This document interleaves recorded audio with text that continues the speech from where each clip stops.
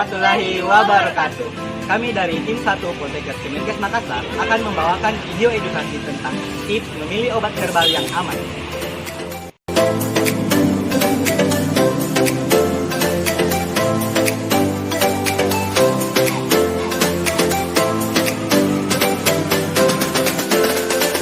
Sebelum kita membahas tentang obat-obat herbal, pertama kita perlu mengetahui definisi dari obat dan obat herbal.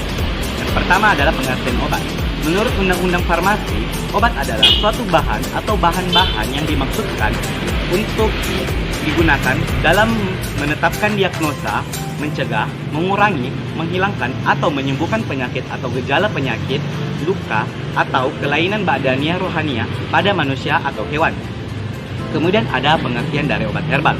Obat herbal merupakan obat dari tumbuhan yang diproses atau diekstrak sedemikian rupa sehingga menjadi bentuk sediaan serbuk, pil, ataupun cairan. Dalam proses pembuatan obat herbal, tidak menggunakan zat kimia sintetis. Dalam sudut pandang farmakognosi, obat herbal terbagi menjadi atas 3. Yang pertama ada jamu, yang kedua ada obat herbal terstandar, dan yang ketiga adalah fitofarmaka. Yang pertama adalah jamu. Jamu merupakan obat tradisional yang terbukti berkhasiat dan aman berdasarkan bukti empiris secara turun-temurun. Yang kedua adalah obat herbal terstandar.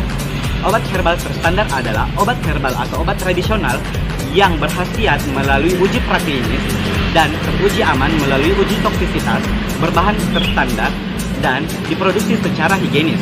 Dan yang ketiga adalah fitofarmaka. Fitofarmaka adalah obat herbal atau obat tradisional yang terbukti berkhasiat melalui uji klinis dan praklinis dan teruji aman melalui uji toksisitas, berbahan terstandar, dan diproduksi secara higienis dan bermutu. Di sini saya akan menjelaskan mengenai keunggulan dari obat herbal. Yang pertama yaitu obat herbal tidak menimbulkan efek samping. Seperti yang kita ketahui bersama, obat herbal adalah obat yang dibuat dari tumbuh-tumbuhan alami dan kompleks. Dapat dikatakan lain, obat herbal sebagai makanan, yang berarti makanan yang dikonsumsi dapat memperbaiki sel jaringan atau organ yang rusak. Yang kedua yaitu obat herbal sangat efektif untuk penyakit yang sulit diobati secara medis. Obat herbal bersifat kuratif yang artinya benar-benar menyembuhkan, karena pengobatannya dalam sumber penyebab penyakit.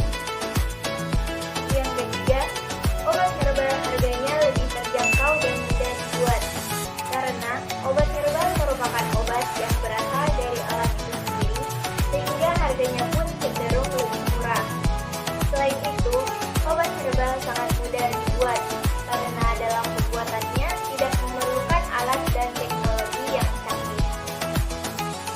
Yang terakhir yaitu obat herbal tidak beracun. Obat herbal bersifat bebas racun. Dalam pemakaian yang tepat, obat herbal dapat digunakan oleh siapapun. Bahkan, obat herbal dapat juga dijadikan sebagai peluru racun atau detox di dalam tubuh. Nah, saya akan membagikan tips memilih obat herbal yang aman dengan slogan cek klik, cek kemasan, label, izin edar, dan cek kadaluarsa.